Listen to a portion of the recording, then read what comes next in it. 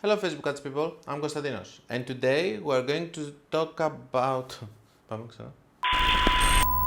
Hello Facebook ads people, I'm Konstantinos and today we're going to talk about another CBO dynamic creative ads strategy that I have and I want to share with you.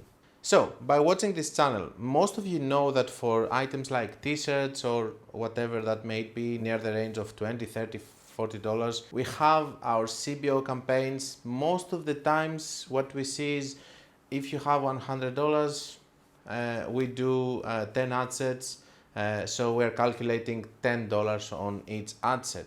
This new campaign is something that I was testing for a little bit more expensive products and it's working in several accounts, so I want to have this video here on the channel so that you can check it if you have bigger items, high ticket items, I guess. It goes like this: 4 ad sets, $200. So we go for $50 this time for each of the ad sets, and it's a smaller campaign, much more easier to optimize. We don't have so many ad sets and stuff. And let's go on my computer to show you one ad account that is working flawlessly like this. The previous one with 10 ad sets in $100, it wasn't working that well, but I started initially with 10 ad sets with $100 in order to test the different audiences, interests and stuff. And when I found my 4 good ones, I moved them to a CBO campaign with $200 and 4 ad sets, the best ones performing so far. Okay, so guys, really quick, let me show you what we have here.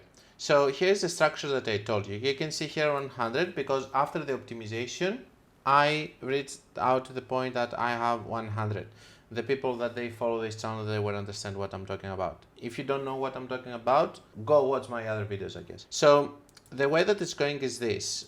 We have 200 and we have 4 ad sets over here. The 4 ad sets that we have, again, I'm pointing out that it's just not 4 random ad sets. It's 4 ad sets that they worked very well in the past in our smaller $100 campaigns with 10 ad sets. So this is a very good way for me to scaling. I have already scaled a lot this account with that way.